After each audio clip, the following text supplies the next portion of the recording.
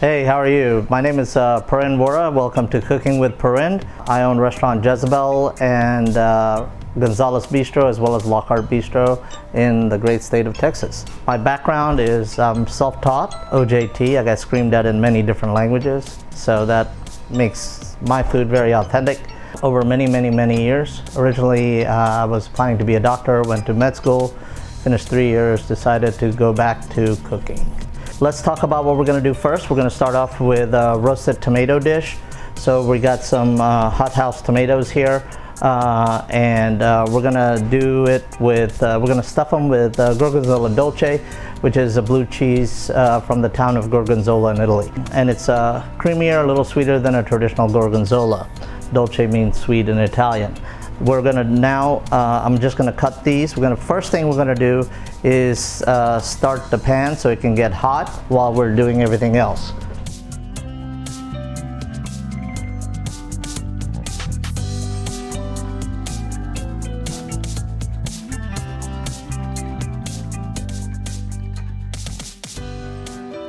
So we're gonna start all this. This dish is kind of a amalgamation of everywhere I've been. It's kind of my food. People go, what kind of food do you cook? I cook everywhere I've been, my life in a plate. So we're going to do a roasted tomatoes, and these are not real big. If they are real big, then what we'll do is just use one, but in this case we're going to do 3 in case we screw something up. We always do a little extra. That always helps.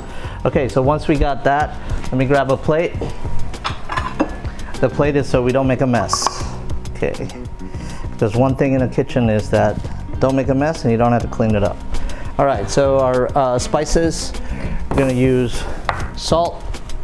Here's some black pepper I ground. We're gonna use a little coffee grounds, and we'll talk about that in a minute. And we're gonna use crushed red pepper. Let me grab a strainer. So let me tell you something about crushed red pepper. So crushed red pepper usually comes in a jar or a bottle or things like that. And the problem is you get a lot of dust in it. And if you're gonna season things, you need to be able to season things precisely.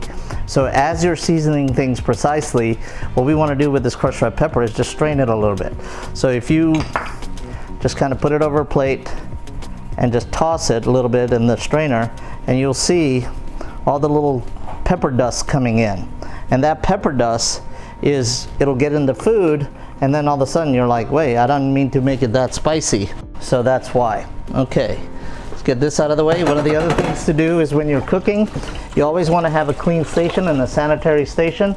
So what I like to do is take about a gallon of water, cold water, and then put a cap full of bleach, and that gives you a 10% bleach solution that'll sanitize it, will not affect the food. Okay, so now we have our tomatoes. We're going to season them, and you know, some people season up high. Well, that's on them. They make a bigger mess. I try to be a lot more precise where everything is going.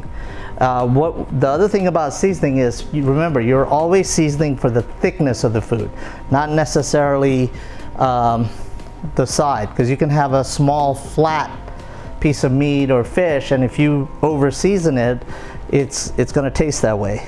So we're going to put a little of the fresh ground black pepper, and we're going to use we'll call them filtered crushed red pepper. Okay. Now we're going to get started on the ancho oil. We'll let the salt do its little work. And I'm going to go ahead and put just a little bit of coffee grounds. So the idea with the coffee grounds is tomatoes, a lot of food are very aromatic. So what we want to do is kind of balance that aromatic with a little bit of earthiness. And that earthiness is going to come, in this case, from the coffee grounds. So we're going to make a little flavored oil for it. What we're going to do is use a little bit of half and half mix of a neutral oil. In this case, I'm using grapeseed. Okay, just a little bit. We don't need a lot for this. And I'm going to use just a touch of olive oil. All right. Now we're going to season this oil to make a flavored oil. You can do this if you have a lot of time. You can put the oil and the pepper and the spices in a jar, leave it in a dark space for 2 or 3 weeks, or we can kind of do it on the haul-ass and get it finished in a pan. So we're going to heat up that oil. I got white peppercorns and I got piri pepper. So we're going to put that's an African pepper. It's crushed as well. All right, we'll get that going. We want to put maybe a whole peeled garlic. We'll just throw the whole thing in because we're going to strain it anyway at the end. All right, that's going. All right. Okay, so we got back to the stove here. I'm going to turn it up. I had it on medium heat. You just feel over it. You got enough heat going over here. And now I'm not going to add oil or fat to the pan. Why am I not going to add oil or fat to the pan? Because as soon as I try to add anything with liquid, it's going to splatter flame right away. And you'll see this is a way you can do for cooking proteins as well, because the pan surface is going to be probably close to 800 degrees Fahrenheit.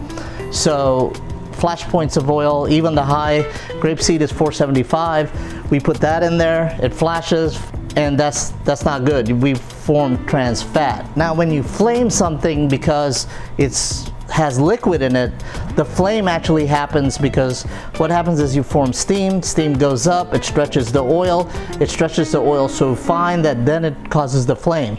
That flame is above the food, it's not in the food, so you don't have to worry about trans fats.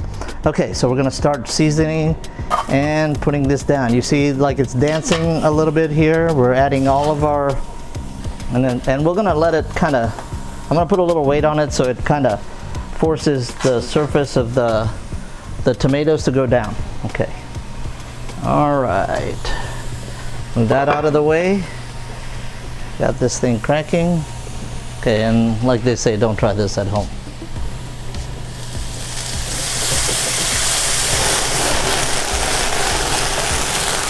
All right.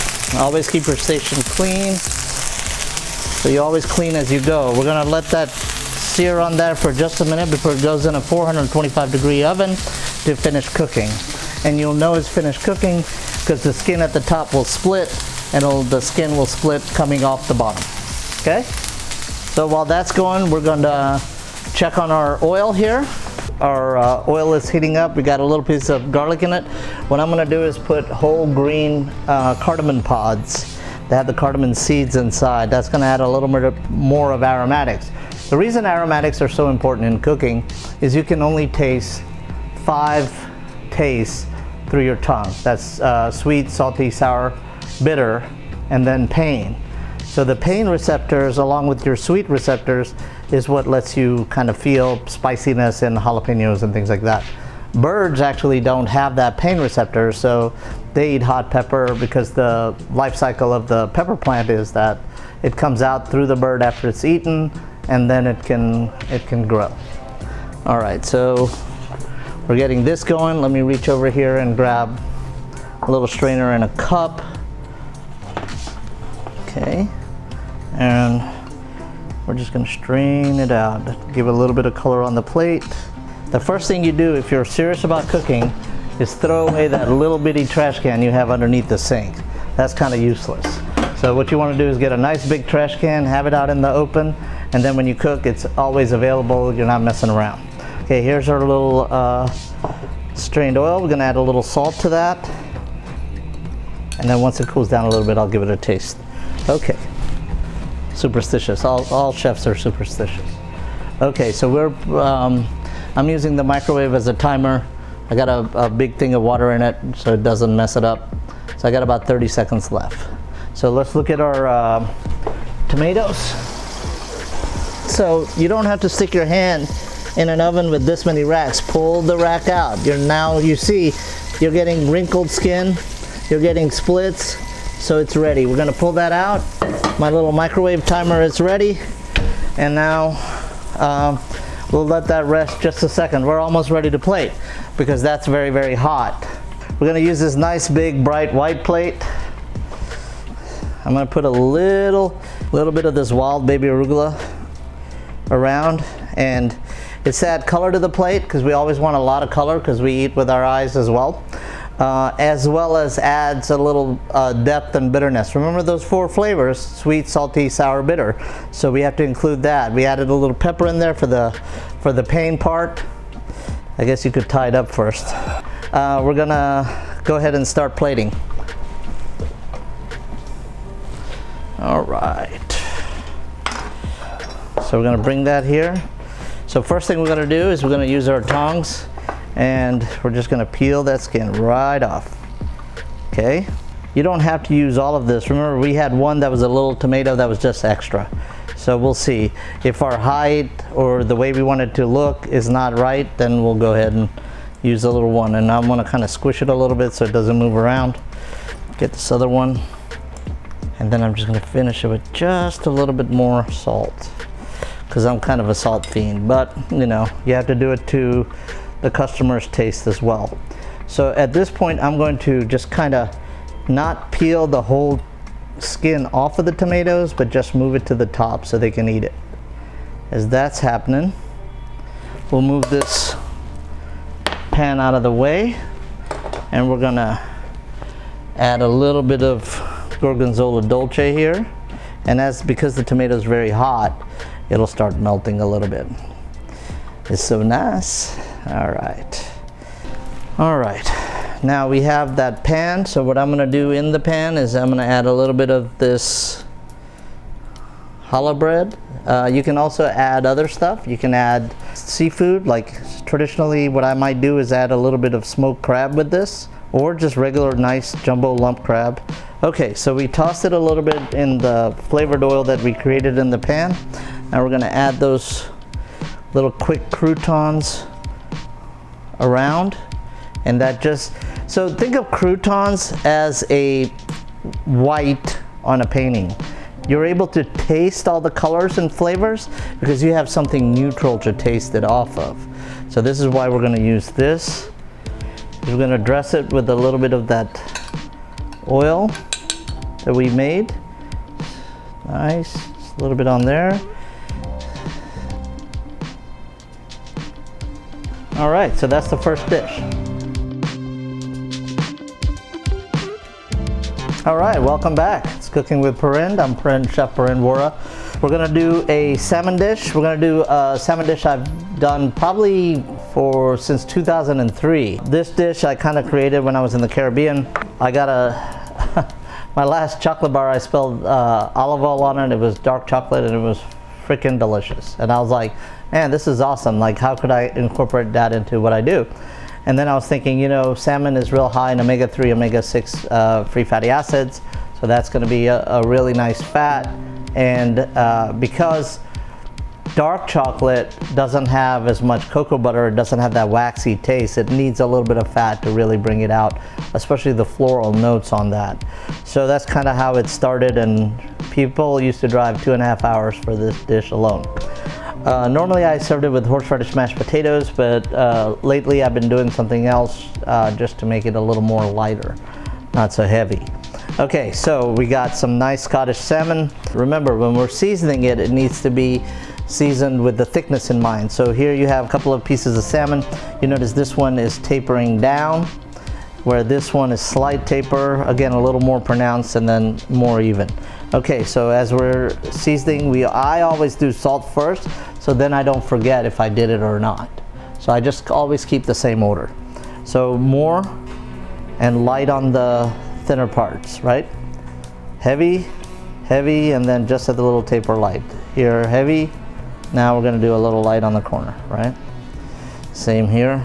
So we got that. Now we're gonna do our crushed red pepper. So we wanna season, again, the same way. All right, and then a little black pepper.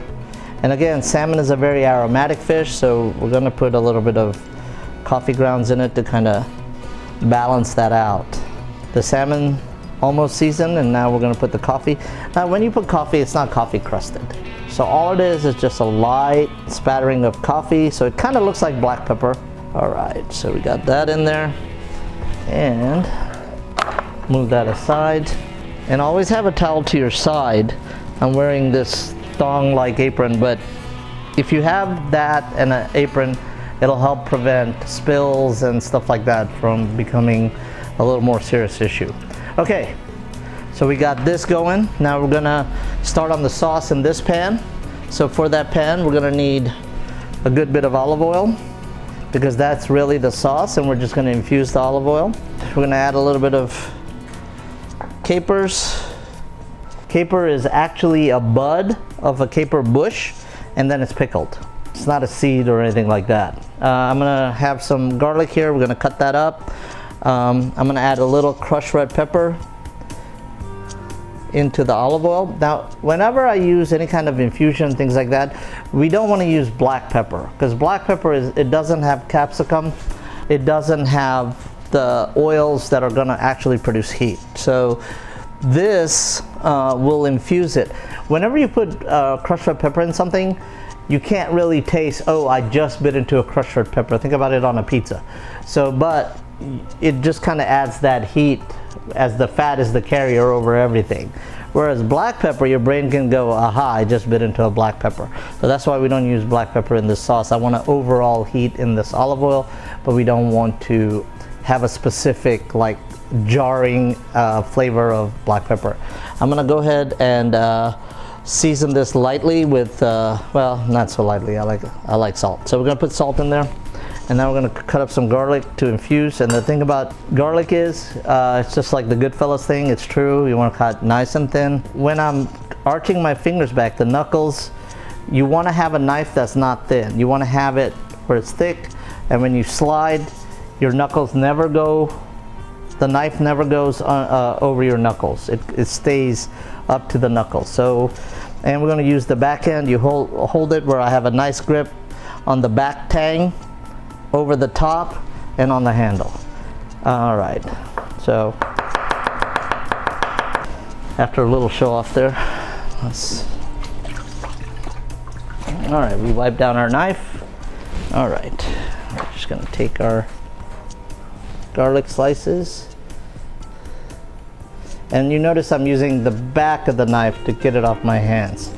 Let's go ahead to the stove and let's sear up the salmon. So we're gonna crank up the heat over here on our pan. I'm gonna pull over we're gonna grab the salmon. Notice you could use a plate, you could use a cutting board, you could use this. I think this might be a lid to something. So what's really important here is that we're not cross-contaminating. Right now, one hand is clean, one hand is gonna be the dirty one. Always think about that. You can dip it in the bleach solution to keep that clean. The pan is hot. We're gonna add the thicker pieces of salmon first. Always put away from you. So in case anything splatters, it doesn't splatter on your hand. You know what happens if somebody gets burned in a professional kitchen, right? It's just, everybody else laughs at you.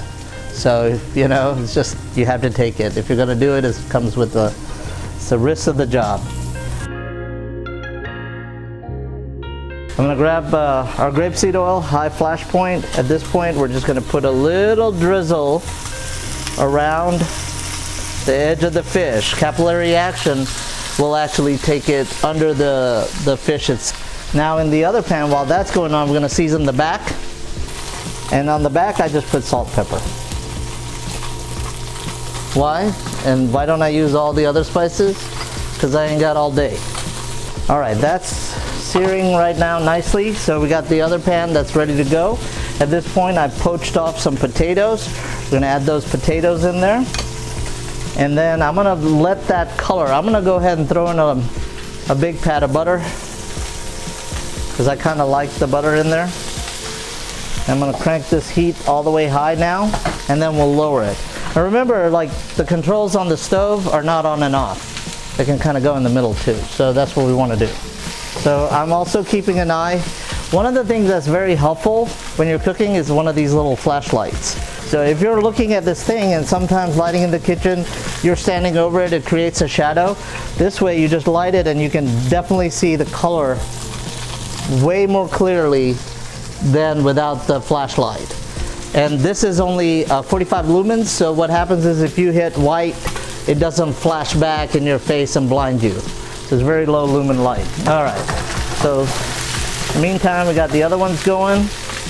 We're gonna add a little bit of French green beans, or what they're called haricots verts. I failed what that was the first time I was in the kitchen. I was like, oh, why didn't you just say green beans? But you know, it's French, so we charge more for it.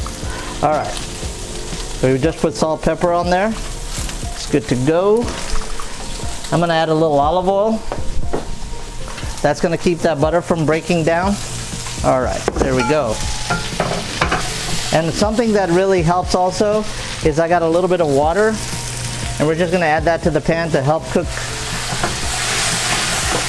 It's gonna help cook those green beans a little easier. Okay, while that's working out, now at this point, I'm gonna shut off the pan on the salmon. We'll use our, this is called a fish spat. The reason it's a fish spatula, you see it's got a kind of an angle curve, so it lets you get underneath this fish, and it's got grooves so the oil doesn't stick, and when you flip it over, it gets on your hands or anything like that. So what we're gonna do, we're gonna move it around, we're gonna catch an edge, reach right under it, and if this pan wasn't hot, it would have stuck and ruined it. And when you do that, make sure your pan is hot. All right, so look at that nice golden brown sear. Same here. And I'm kind of like actually forcing and scraping it, so you see the actual spatula will bend. I'll put that off to the side. Make sure it's not sticking. At this point, the thin pieces will overcook if we don't do something. What we're gonna do is to prevent that salmon from overcooking, we're just gonna keep, you could use a French fry if you have it, like that's what I use at the restaurant because I'm not gonna cut a potato every time, but you know, just kind of, depending on how long it's gonna cook, it's the thickness of your potato and the thickness of the other fish. I'm gonna cut 2 pieces right here, so we're ready to go. Now let's go to the other side. So what we're gonna do is, you see this real thin piece right here, I'm just gonna stick that potato over it, and we're gonna protect that thin piece with the potato. Same thing on this thin piece. I'm gonna get underneath it with the potato and mess that up. There we go. So now it can go in the oven in that hot pan now that it's not cooking that little end piece.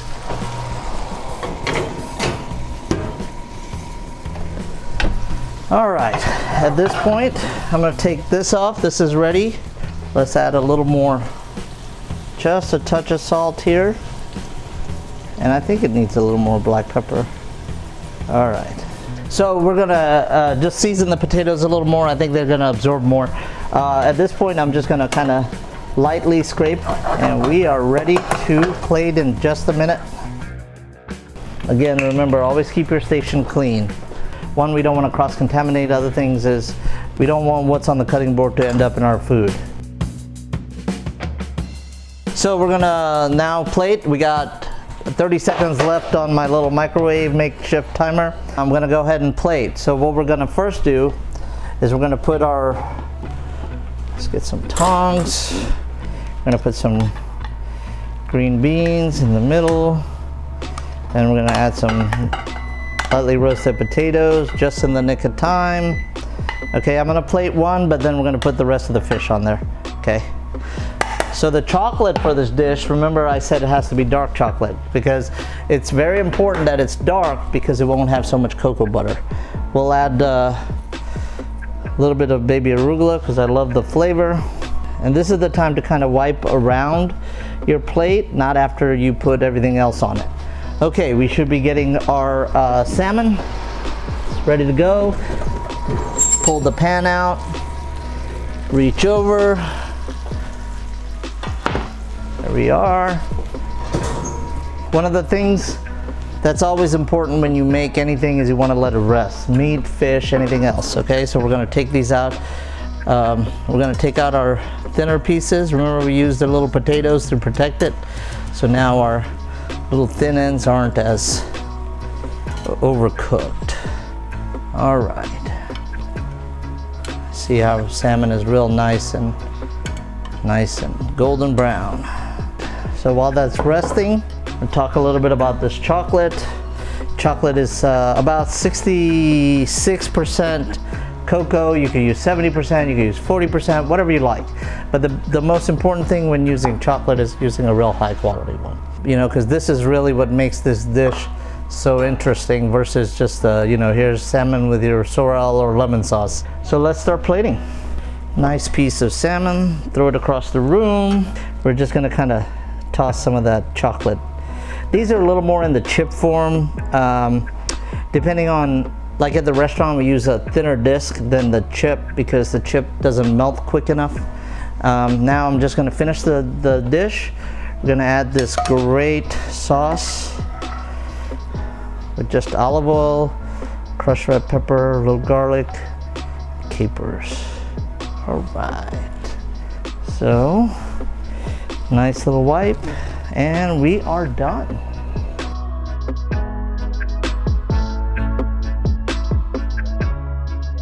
Welcome back to Cooking with Parind. I'm Chef Parind Vora. For dessert, we're gonna make a traditional Italian dessert called Zabaglione. Think of it like a custard that's not baked, but you're gonna whisk. So we're gonna separate an egg here. We have nice organic farm eggs. And whenever you break an egg, you wanna just on a flat surface, not necessarily on the edge, because you'll just have less shells. So I just do it in my hand, which are clean, and we just kind of let it strain. This one actually has a blood spot on it, so we'll let that go.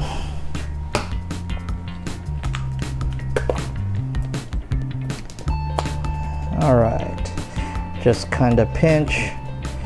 Another useless information is that little thing that attaches the white to the yolk is called a chalice, in case you're on Jeopardy.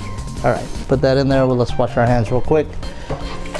So we got egg yolks, we got a little bit of granulated sugar. I'm gonna put just a touch of this little bit of black pepper because I like the kind of the nuance it gives, and we're gonna just put itty bitty little piece of salt.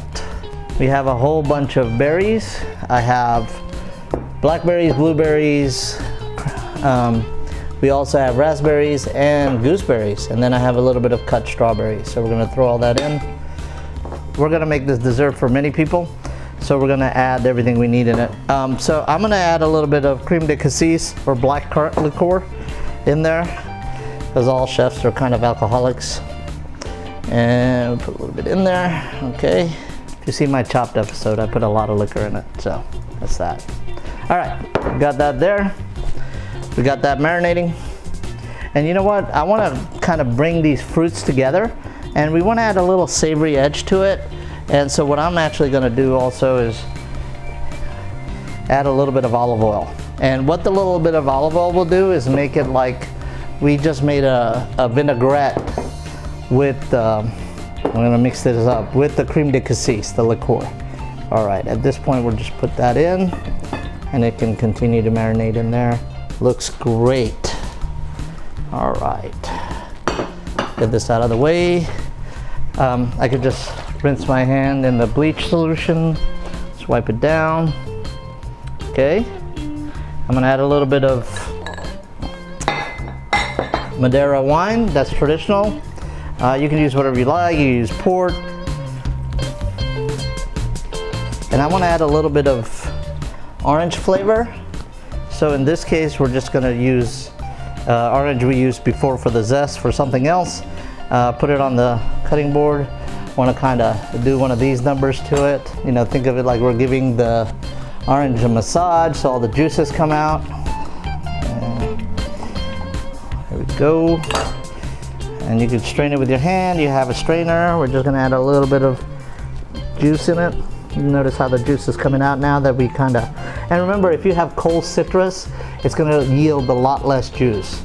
So if you leave the citrus out, you're gonna have a lot more juice in there. All right.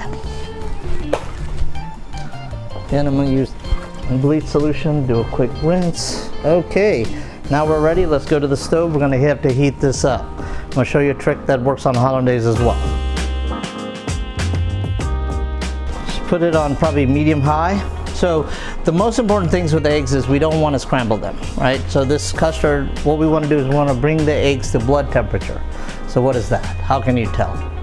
You know, you could be ostentatious and have a little one of those infrared thermometers because you're so cool, or you can do the old-fashioned way where you stick your knuckle in the mixture.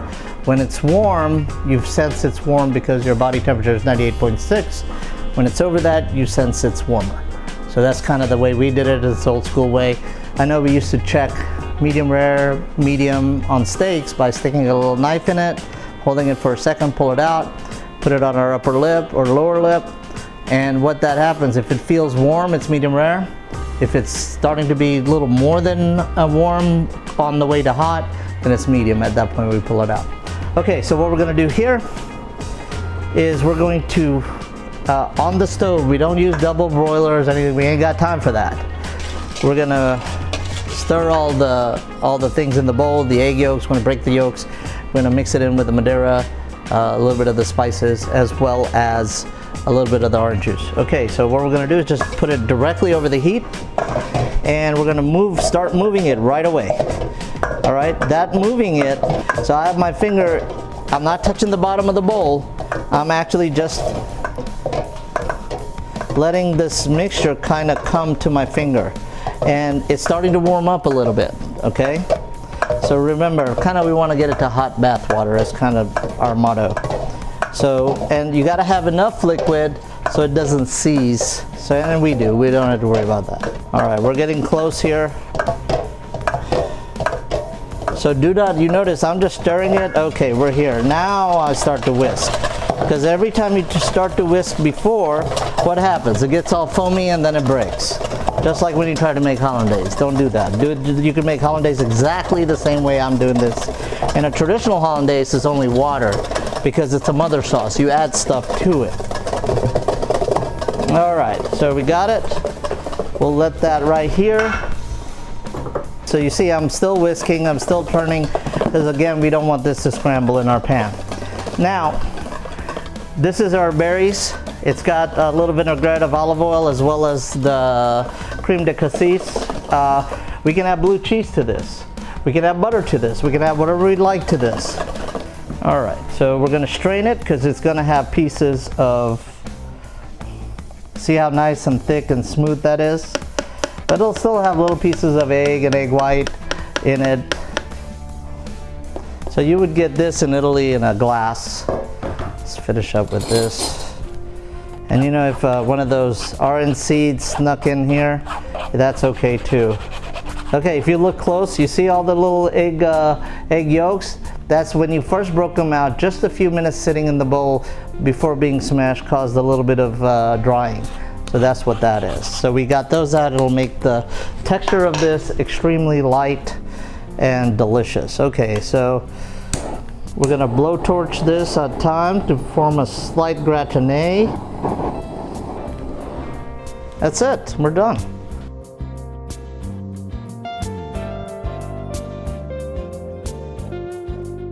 Thank you for hanging out with me at Cooking with Parind. I'm Chef Parind Vora from Restaurant Jezebel, Gonzales Bistro and Lockhart Bistro. Come check us out when you're in Texas, Central Texas near the Austin area. We're gonna have some fun next time. We're gonna do some more interesting dishes, and you know, kind of you'll learn a little bit more about me and about what we did. So let's talk about what we did this time. We started off with that roasted tomato dish. We put a little bit of toasted bread, which we used challah bread, and then it had gorgonzola dolce, fantastic cheese, you know, and you can make it your own. You want to put crab meat? If you like crab meat, add crab meat. If you don't, add something else. You can add pork, you can add chicken, anything you really like that you think will go well with it.